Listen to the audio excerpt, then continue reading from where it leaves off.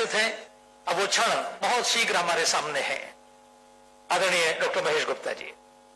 मंच पर विराजमान पूज्य सर संचालक डॉक्टर मोहन भागवत जी, पूज्य साध्वी रितंबरा दीदी जी, आदरणीय शंकर लाल जी, मधुसूदन दादू जी, उपस्थित पूजनीय संतगणों एवं देश के कोने कोने से पधारे गौ प्रेमी बंधुओं, मीडिया बंधुओं, आज आप गौ ग्राम में पधारे हैं, इसके लिए मैं आपका हार्दिक अभिनंदन करता हूं। ये हमारे लिए बड़ी प्रसन्नता का विषय है कि आप सभी माननीय अतिथिगणों एवं पूजनीय संतों की उपस्थिति में पूज्य सर संचालक जी मोहन भागवत जी के द्वारा दीनदयाल गौ विज्ञान अनुसंधान एवं प्रशिक्षण केंद्र का लोकार्पण किया गया और आयुर्वेदिक पशु चिकित्सा संस्थान का शिलान्यास भी किया गया। इसके लिए आप सभी का बहुत बहुत आभार। हमें आशा है कि आशा ही नहीं, पूर्ण विश्वास है कि आप सभी के आशीर्वाद से ये संस्थान बहुत प्रगति करेगा। दीनदयाल गौ ग्राम प्रथम प्रकल्प की आवश्यकता आज के समय में सबसे अधिक है। दीनदयाल गौ विज्ञान अनुसंधान केंद्र के द्वारा गौ नस्ल सुधार के साथ साथ कैंसर जैसे रोगों का उपचार का कार्य भी होगा। अनुसंधान केंद्र में विश्व स्तरीय translation research centre, molecular biological testing lab एवं एनिमल लैब की भी स्थापना की जा रही है। यहाँ आयुर्वेदिक पशु चिकित्सा संस्थान विश्व का पहला संस्थान बनने जा रहा है, जहाँ प्राचीन ग्रंथों में वर्णित शल्य चिकित्सा व ज्ञान परंपरा का आधुनिक उपकरणों से संयोजन कर व्यवहारिक रूप में लाया जाएगा। आयुर्वेदिक चिकित्सा केंद्र वैदिक मान्यता के आधार पर पंचगव्य आधारित चिकित्सा द्वारा असाध्य रोगों के आरोग्य जीवन पद्धति के प्रति जागरूकता प्रदान करेगा।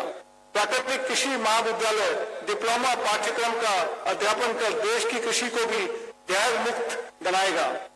डेयरी प्रशिक्षण केंद्र द्वारा गौवंश संरक्षण एवं युवाओं को रोजगार दिलाने के सहायक होगा। यहाँ देश के समर्थ गौ प्रजातियों का संरक्षण और संवर्धन भी होगा। संस्थान के द्वारा धार्मिक वाटिका विकसित की जाएगी, जिसमें सनातन धर्म सहित अन्य धर्मों में वर्णित पौधे, औषधीय पौधे के साथ साथ नवग्रह वाटिका, पंच पल्लव वाटिका स्थापित की जा रही है। संस्थान द्वारा योग विज्ञान केंद्र की स्थापना भी की जाएगी। यहाँ योग के सैद्धांतिक प्रायोगिक ज्ञान के व्यवहारिक प्रयोग से भी परिचित कराएंगे। सांस्कृतिक कला केंद्र की स्थापना ब्रज लोक कला व संस्कृति के संरक्षण हेतु की जा रही है। यहाँ युवाओं के रोजगार उत्थान की दृष्टि से रोजगार परीक्षण केंद्र, बुनकर केंद्र व कैरियर परामर्श केंद्र की स्थापना भी की जा रही है। यह केंद्र पंडित दीनदयाल उपाध्याय जी के सपनों को साकार रूप में लाने का कार्य करेगा। आज हमारे मध्य पधारे पूज्य सर संचालक जी, पूज्य साध्वी रितंबरा दीदी जी, आदरणीय शंकर लाल जी व समस्त संतों के प्रति मैं हार्दिक कृतज्ञता अर्पित करता हूँ। मैं इस पुण्य अवसर पर प्रकल्प के सहभागियों और भामाशाहों, जिनकी मदद से ये संस्थान बनाया जा रहा है, उनका भी आभार प्रकट करता हूँ। मैं इस प्रकल्प के सहयोगी जिला पंचायत मथुरा, नगर निगम मथुरा, नगर पंचायत फरह, नगर विभाग, लोक निर्माण विभाग, जिला प्रशासन, पुलिस विभाग, बिजली विभाग, ग्राम पंचायत प्रखंड, पत्रकार बंधुओं, कार्यकर्ता बंधुओं और देश के कोने कोने से पधारे गौ प्रेमी, गौ भक्तों का भी आभार व्यक्त करता हूं। धन्यवाद। बहुत बहुत धन्यवाद अध्यक्ष जी। आप सभी पंडाल में उपस्थित सभी भक्त, सभी कार्यकर्ता, सभी स्वयंसेवक अपने मन, बुद्धि, चित्त सबको एकाग्र करके अपने पूरी शक्ति को, जैसे गणेश जी के कान सबसे बड़े हैं, श्रवण का बहुत बड़ा महत्व है। एक एक शब्द को जो हम प्रसाद के रूप में लेने के लिए बैठे हैं, हमारे सभी आदरणीय संत उपस्थित हैं और हमारे भागवत के पूज्य कथा व्यास सब जो यहाँ उपस्थित है, उन सबके चरणों में प्रणाम करते हुए मैं परम पूजनीय सरसंघ चालक जी के चरणों में निवेदन करूंगा आशीर्वचन हेतु। और निश्चित रूप से उनके आशीर्वचनों के एक एक शब्द से हम सबके अंदर जो ऊर्जा का संचार होगा, उससे पूरे विश्व में गौ माता की जय जयकार होगी। एक बार जोर का जयकारा लगाएंगे, बोले भारत माता की, गौ माता की जय। परम पूज्य सरसंघ चालक, परम श्रद्धेय संत चरण, पूज्य दीदी मां, इस गौ विज्ञान अनुसंधान संस्था के सभी माननीय पदाधिकारी एवं कार्यकर्तागण, उपस्थित नागरिक सज्जन, माता भगिनी, मुझे हर बार बड़ा आनंद होता है जब जब मैं इस परिसर में आता हूं तो यहां का प्रकल्प हर बार 5 कदम आगे गया हुआ दिखता है, कभी ठहरा हुआ नहीं दिखा। 1983 में जब यहां पर भूमि पूजन हुआ, बगला चंद्रभान में, आज दीनदयाल नगर जिसको कहते हैं, जहां अभी दीनदयाल जी की मूर्ति लगी है, एक छोटा सा घर था, उसमें हम सब लोग आए थे बैठक के लिए। आगरा में भूमि पूजन समारोह में उपस्थित थे। पूजनीय बाला साहब जी देवरस, नानाजी देशमुख, भावराव जी, शायद अटल जी भी थे, और वो पूजन समारंभ हुआ। उस समय यहां कुछ भी नहीं था। कार्यक्रम शुरू होने के पहले आधा घंटा, जैसे कल रात को हुई वैसे जम के वर्षा हुई, तो हम लोगों को कोई आसरा नहीं था, हम सब लोग भीग गए। बाबा साहब को छोड़ के 3-4 छाते थे, उसमें 4-5 लोग समा गए। ऐसी आज स्थिति थी। बाद में 2009 में आया, तब मैं संघ का सरकार हुआ था, तो यहां कुछ काम शुरू हो गया था। पूजनीय दीनदयाल जी के स्मृति में यह सब प्रकल्प चला है। तो उनके विचार विश्व में एक शब्द आता है, अंत्योदय। समाज की आखिरी पंक्ति में खड़े हुए व्यक्ति की उन्नति जब होती है, तब देश की उन्नति मानी जाती है, राष्ट्र की उन्नति मानी जाती है। बड़े लोग तो बड़े होते ही रहते हैं, लेकिन जो सबसे छोटा है उसको बड़ा बनाना, यह वास्तविक कर्तव्य है। और इसलिए रोजगार देने के, हुनर सिखाने के, अच्छी खेती सिखाने के प्रयोग शुरू हो गए थे। उसके लिए एक परिसर बना था, मुझे बड़ा आनंद हुआ। बीच में और एक बार ऐसे ही समारोह के लिए आया था, तो और कुछ आयाम शुरू हो गए थे। और आज मैं यहां आया हूं तो दिखता है कि गौ विज्ञान अनुसंधान ने एक बहुत बड़ा कदम आगे बढ़ा है। गाय का संबंध अपने देश की सब प्रकार की उन्नति से है। आर्थिक उन्नति, नैतिक उन्नति, आध्यात्मिक उन्नति, सबके जड़ में हमारी ये छोटी छोटी श्रद्धाएं हैं, जो युगों युगों तक हम अपने दिल में संजो कर यहां तक आए। नहीं तो हम यहां तक आ नहीं सकते थे। काल प्रवाह के उतार चढ़ाव में कितने ही राष्ट्र ऊपर आए और मिट गए, लेकिन हम तब से चले हैं, अब तक चल रहे हैं। सबसे प्राचीन कहलाते हैं और सबसे आधुनिक भी बनते हैं, परंतु भारत हमेशा भारत रहता है, क्योंकि वहां इन श्रद्धाओं का जतन होता है। पर्यावरण के प्रति हमारी दृष्टि है।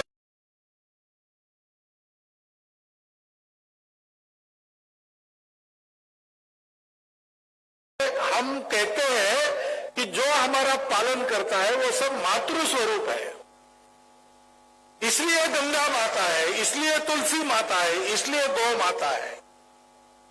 ये कृतज्ञता बुद्धि विश्व से लिया है, समाज से लिया है, पशु पक्षियों से लिया है, खेतों जंगलों से लिया है, भूमि से लिया है, जल से लिया है, वो वापस देना है। जीवन क्यों है? लेकर सीखना और सीखने का उपयोग करके दाम दुगना वापस करना। इसको कहते हैं, ये हमारा भाव है। हम भारत के हैं, हम भारतीय हैं, तो हर एक व्यक्ति के मन में ये बात रहती ही है। कोई भाषण सुनना नहीं पड़ता, कोई ग्रंथ पढ़ना नहीं पड़ता। किसी देहात में, सुदूर देहात में अपने पोते को एक बुढ़िया सुनाती है, बेटा सूर्यास्त हो गया, पेड़ों को हाथ मत लगाओ, पेड़ सो रहे। ये उसको किसने पढ़ाया? ये परंपरा चलती आ रही है, ये हमारा स्वभाव बन गया है। हमारे यहाँ का रिक्शा वाला भी बोलता है, खुर्दा नहीं है साहब, छोड़ दो, नहीं लेता हूं। चवन्नी का तो सवाल है, पैसा तो मुर्गी भी नहीं खाती, पैसा मुर्गी भी नहीं खाती। ये वाक्य आपको भारत के बाहर के किसी व्यक्ति से सुनाई नहीं देगा। जिसके मुख से सुनाई देगा उसका पता लगाइए आप, आपको पता चलेगा वो भारतीय मूल का ही व्यक्ति है। ये हमारी आत्मा है। हमारा शरीर बहुत गंदा हो गया, दीदी माँ ने वर्णन किया कैसा गंदा हो गया है, उसको स्वच्छ करना है। शरीर मन बुद्धि विकृत हुए तो भी उसके अंदर बसने वाली आत्मा उसके शुद्धि की आशा से स्वयं शुद्ध पवित्र बनी रहती है। शरीर मन बुद्धि का कर्तव्य है उस आत्मा के लायक स्वयं को बनाना। उस आत्मा को दीनदयाल जी ने शब्द लिखा था, चिति। गाय हमारी माता है, ये हमारी चिति है। सदियों के जीवन के अनुभव से, प्रकृति के साहचर्य से, निरंतर गौ सेवा से हमने इसको प्रत्यक्ष अनुभूति में पाया। गावो विश्वस्य मातरा, केवल हमारी नहीं। और आज हम देख रहे हैं कि पर्यावरण के संकट का क्या उत्तर है। खेती करने वाला कर्जा कर लेता है, उसका उपाय क्या है? घर में सब प्रकार का संस्कार बना रहे हैं, इसका उपाय क्या है? गौ की सेवा करना, घर में गौ रखना, यही वह उपाय है। एक पंथ में अनेक का साधने वाला उपाय है।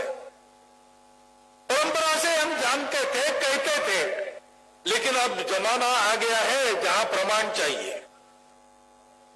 जहां विश्वास की कमी हो गई, श्रद्धा की कमी हो गई, तो कागज का प्रमाण चाहिए। मेरे मित्र मिले नागपुर में, बड़े खुशी में थे। मैंने बोला क्या हुआ? उन्होंने कहा आज मैं पेंशन लेके आया, इस महीने की पेंशन पिछले महीने की मिली नहीं थी, इस महीने की मिल गई। मैंने बोला पिछले महीने की नहीं मिली तो इस महीने की कैसी मिली? उन्होंने कहा मैंने सर्टिफिकेट दिया। क्या सर्टिफिकेट दिया? मैं जिंदा हूं, देना पड़ता है। तो मैंने बोला पिछले महीने का फिर क्यों नहीं मिला? आज इस महीने आप जिंदा हो। तो बोले उस ऑफिस ने यही कहा मुझे कि इस महीने आप जिंदा हो, इसका सर्टिफिकेट दिया, इस महीने की पेंशन ले जाओ, पिछले महीने जिंदा थे, इसका सर्टिफिकेट लाओ। ये वास्तविक में किस्सा नहीं बता रहा हूं, ये कुछ महीने पहले घटी हुई घटना है। ये जमाना ऐसा है। हमारा सत्य भी हमको सृष्टि के सामने रखना पड़ेगा, तो सृष्टि समझेगी इस तरीके से रखना पड़ेगा। अभी तक ये चला कि उस भूले बिसरे सत्य को हमारे आपके मन में जगाना, वो काम तो और चलेगा, तो करना ही है।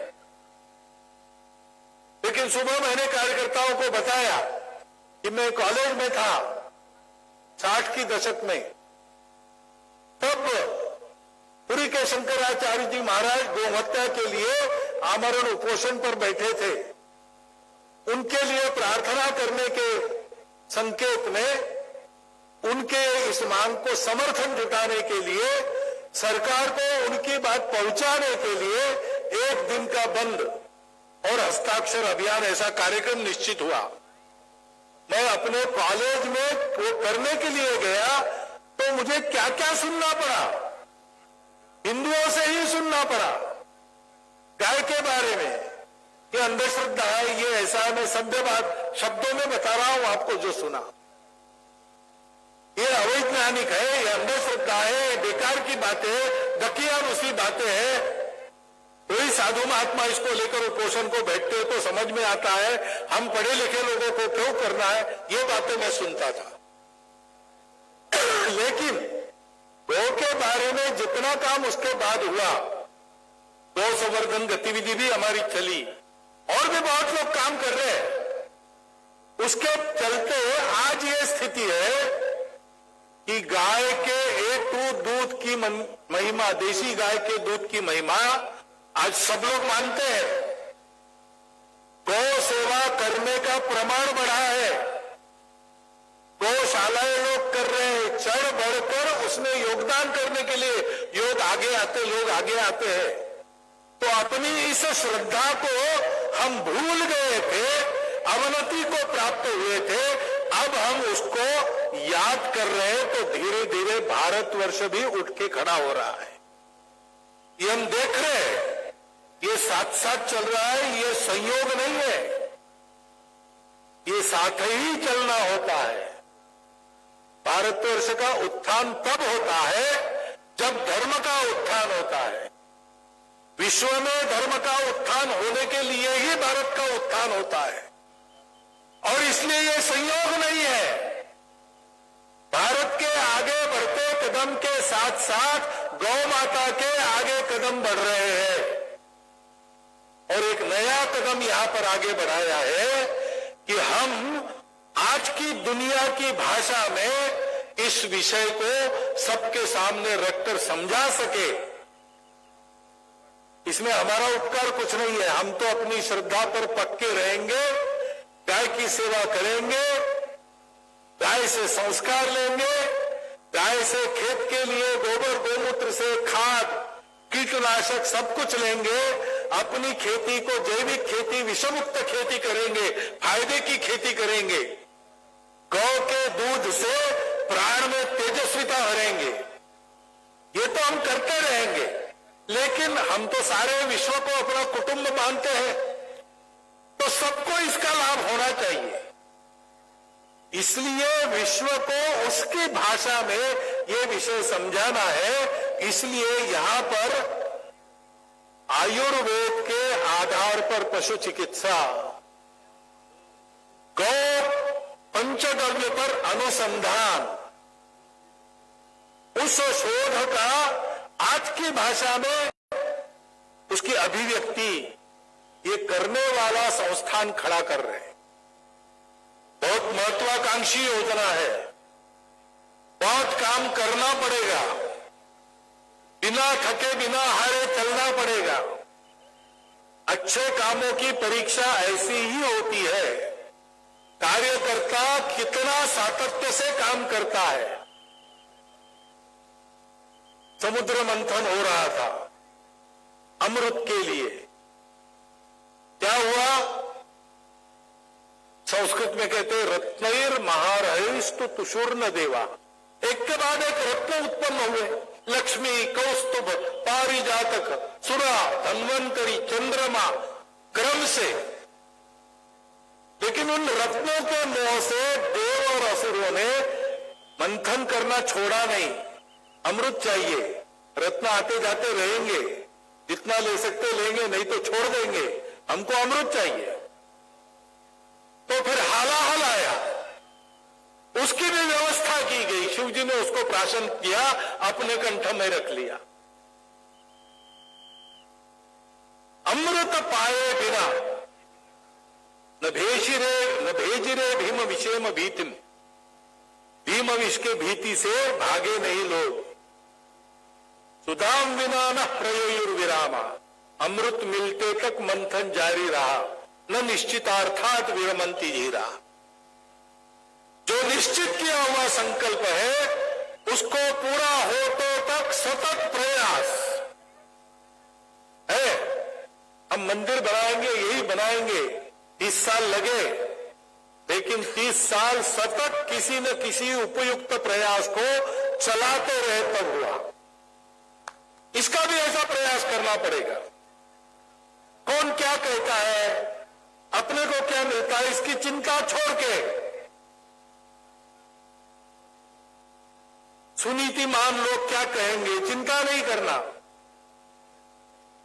पैसा रहता है कि जाता है, चिंता नहीं करना।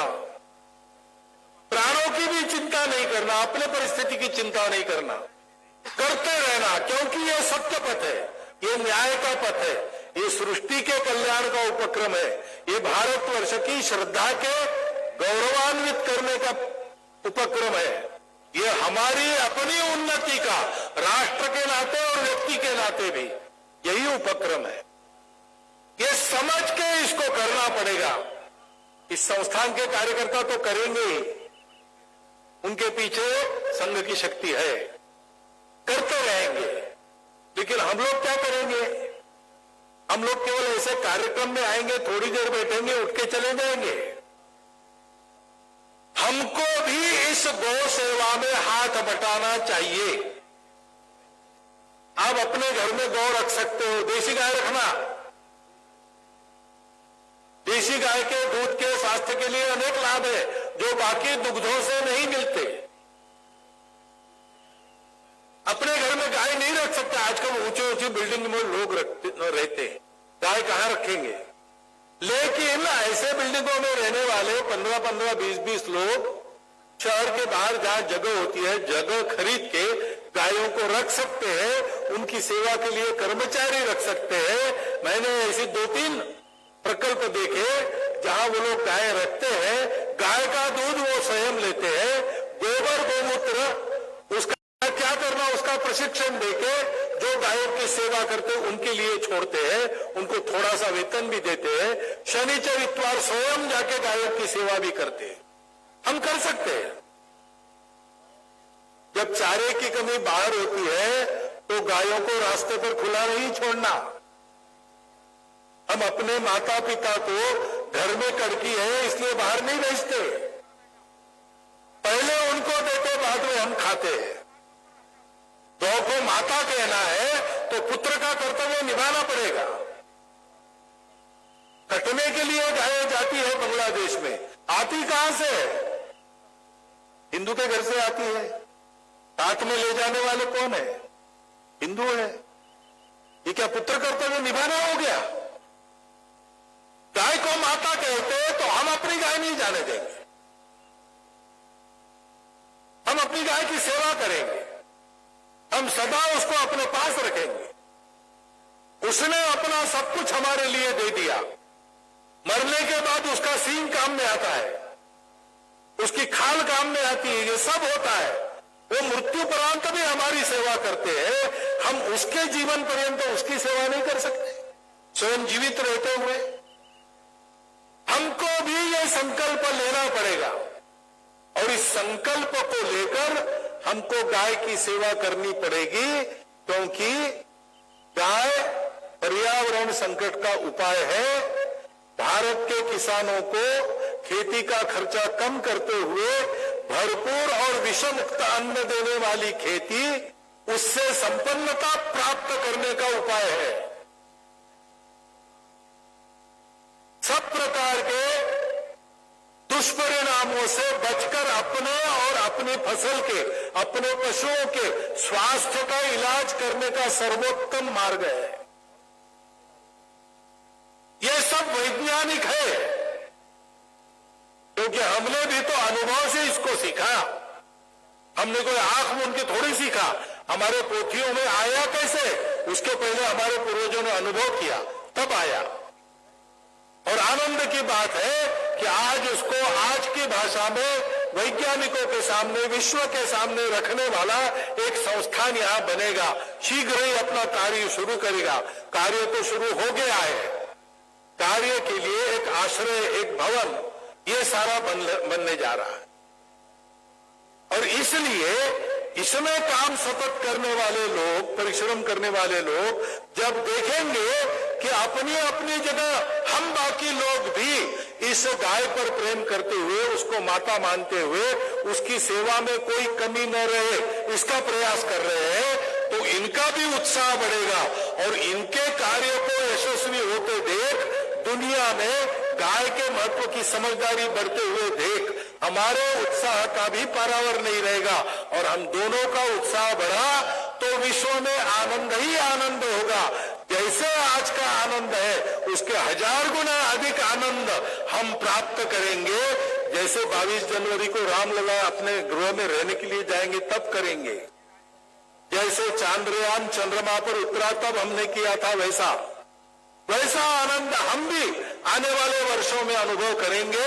वह आनंद हम सबके प्रयासों से शीघ्रता पूर्वक हम सबको प्राप्त हो, यह शुभकामना आप सबके लिए और मेरे अपने लिए भी मैं व्यक्त करता हूं और आपको धन्यवाद देता हुआ मेरा वक्तव्य समाप्त करता हूं। भारत माता की, गौ माता की कल्याण मंत्र सब लोग बोलेंगे साथ में।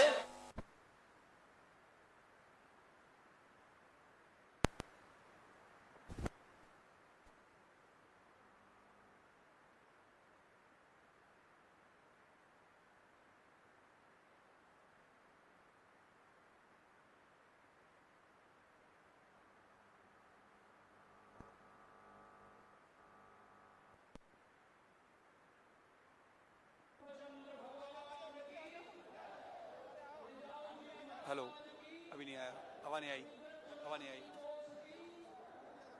हवा नहीं आई। हेलो हेलो कहीं हेलो। तो दर्शकों, आप देख पा रहे हैं अभी इस वक्त अभिरुचि के माध्यम से सीधा प्रसारण जो आपको दिखाया जा रहा है मथुरा के फरह के समीप ग्राम परखम से, जहां पर इस समय आए हुए थे मोहन भागवत जो कि आरएसएस प्रमुख हैं और सरसंघ चालक हैं। अभी मेरे ठीक पीछे से तो मंच पर आप देख पा रहे हैं कि यहाँ पर साध्वी ऋतंबरा जी और तमाम साधु संत इस समय उनका अभिवादन कर रहे हैं, जो अपना उद्बोधन करके चुके हैं।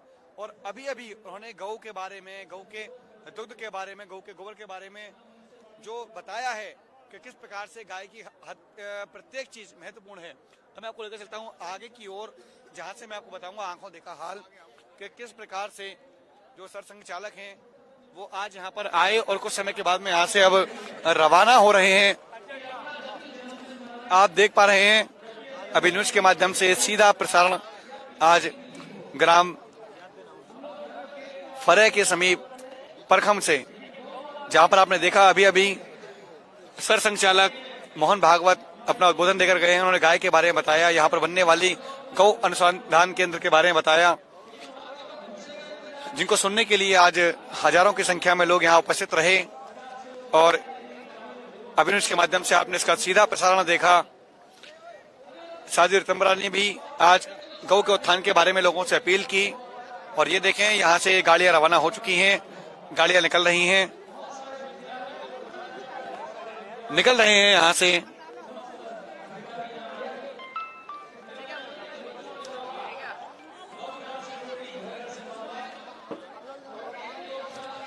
आपने देखा ठीक पीछे यहाँ पर जो मंच बना हुआ था, इसी मंच पर अभी अभी कुछ समय पूर्व ही उद्बोधन दिया है, संबोधित किया है जनता को। जहाँ पर हजारों की संख्या में लोग आए थे, उनको गाय के बारे में बताया। गाय नए बनने वाले विश्व स्तरीय, विश्व के पहले एक ऐसे गौ अनुसंधान केंद्र के बारे में बताया, जहाँ पर गायों की समस्त प्रकार से देखरेख होगी और साथ साथ उन पर शोध किए जाएंगे।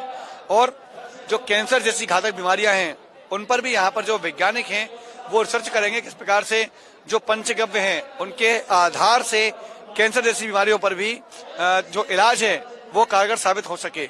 आप देख पा रहे हैं अभिनुष के माध्यम से सीधा प्रसारण। यहाँ पर देखिए जो गाड़ियां हैं, इन्हीं गाड़ियों में निकल चुके हैं। आप देखें वो बिल्कुल ठीक सामने जा रहे हैं इस वक्त। और अभिनुष ने आपको आज एक बार पुनः लाइव के माध्यम से दिखाया ग्राम परखम से ये सीधा प्रसारण। हम बात करना चाहेंगे यहाँ पर मौजूद लोगों से। जी, आज यहाँ पर सरसंघ चालक आए हुए थे, क्या कुछ कहना था उनका, क्या संदेश देकर गए लोगों के लिए? पंडित दीनदयाल उपाध्याय जी गौ विज्ञान अनुसंधान परीक्षण केंद्र का लोकार्पण किया गया है और गाय हमारी माता है, यही उन्होंने संदेश दिया है। हम गायों की रक्षा करें और गायों का पालन भी सही तरह से किया जाए। क्या कहना चाहेंगे? आज एक संदेश दिया है, एक मैसेज दिया है गौ की रक्षा करने के लिए। भैया, आज हमारे सनातन धर्म में गौ माता का एक बहुत बड़ा महत्व है। इस महत्व को देखते हुए आज हमारे संघ के राष्ट्रीय सरसंघ चालक ने आज हमारे सभी भारतवासियों को एक गौ माता को राष्ट्र माता घोषित करने के लिए और सभी का सहयोग करने के लिए उन्होंने आज ये बहुत बड़ा योगदान और बहुत बड़ा अपील की कि सभी हिंदूवादी लोग अपने घर में एक देशी गौ माता का पालन करें। जय गौ माता की। देखा, तमाम लोग यहाँ पर आने के बाद में कह रहे हैं कि गौ माता के लिए संदेश देकर गए हैं, उन संदेशों का पालन करेंगे। आप देख सकते हैं तमाम जो कार्यकर्ता लोग हैं, जो आरएसएस के कार्यकर्ता हैं। राष्ट्रीय स्वयंसेवक संघ एक ऐसा संघ जिसने भारत ही नहीं बल्कि पूरी दुनिया में एक अपना ऐसा नाम कर रखा है जो सेवाओं के लिए जाना जाता है। और वही संगठन आज मथुरा में बड़ी संख्या में यहाँ पर एकत्रित हुआ है। उनके लाखों की संख्या में जो कार्यकर्ता थे वो यहाँ पर आए हुए थे और आने के बाद में उन्होंने आज आरएसएस के जो प्रमुख हैं मोहन भागवत, उनका संबोधन सुना और संकल्प लिया है कि आगे वे गाय की रक्षा के लिए जो भी कार्य कर सकेंगे उनको अवश्य करेंगे। फिलहाल अपने इस लाइव को यहीं पर विराम देते हैं। आप देख पा रहे हैं ठीक पीछे जो गाड़ियां हैं वो निकल रही हैं, साधु संत निकल रहे हैं, लेकिन अभी न्यूज लगातार आपको रखता रहेगा सबसे आगे सबसे पहले। फिलहाल के लिए इतना ही। मैं अपने सहयोगी गोपाल जग्गा के साथ और गौरव चतुर्वेदी के साथ, गोपाल चतुर्वेदी, अभी न्यूज।